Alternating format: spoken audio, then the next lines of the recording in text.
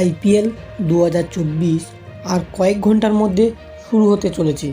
এরই মধ্যে বঙ্গোপসাগর থেকে প্রচুর জলীয় বাষ্প ঢোকে, যার ফলে ওয়েদার খারাপ থাকে।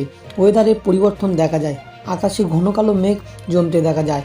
আইপিএলের চেয়ারম্যান অরুণ সিং ধুমাল ঘোষণা করেন যে যদি আবহাওয়া পরিবর্তন হয় তাহলে আইপিএল খেলা কিছু ঘন্টা পিছিয়ে নিয়ে যাওয়া হবে। যদি বৃষ্টি অনবরত হতে থাকে কিংবা বৃষ্টি তীব্র রূপ ধারণ করে তাহলে খেলা পরবর্তী দিন শুরু করা যেতে পারে। তবে আবহাওয়া দপ্তর থেকে জানানো হচ্ছে যে বৃষ্টি শুরু হতে পারে সন্ধ্যা 6টা থেকে 7টা পর্যন্ত। আর আমাদের আইপিএল খেলা চালু হবে 8টা 30 থেকে, যার সময় নির্ধারিত করেছেন আইপিএলের চেয়ারম্যান অরুণ সিং। খেলা চলাকালীনের আগে যদি বৃষ্টি হয়ে যায় তাহলে খেলা পুনরায় চালু হবে 8টা 30 থেকে নির্ধারিত সময় অনুসারে। যদি বৃষ্টির পরিমাণ তীব্র হতে থাকে ও 8টা 30 পর্যন্ত বৃষ্টি হয় তাহলে পরবর্তীতে খেলা পিছিয়ে নিয়ে যেতে পারে। তাহলে সত্যি কি আইপিএলের প্রথম ম্যাচ সিএসকে বনাম আরসিবির ম্যাচ স্থগিত রাখা যেতে পারে? কি প্রথম ম্যাচ খেলায় বন্ধ? কেন এমন হতে চলেছে?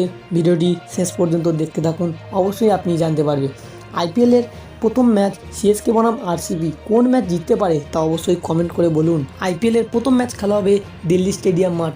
ইতিমধ্যে দিল্লির আবহাওয়া পরিবর্তন ঘটতে দেখা যায়, আকাশে ঘন কালো মেঘ জমতে দেখা যায়, যার ফলে খেলার টাইমে বৃষ্টি হতে পারে।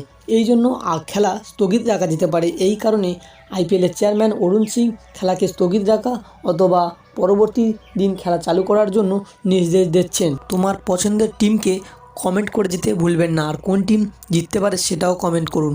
ভিডিওটি ভালো লাগলে অবশ্যই লাইক করবেন।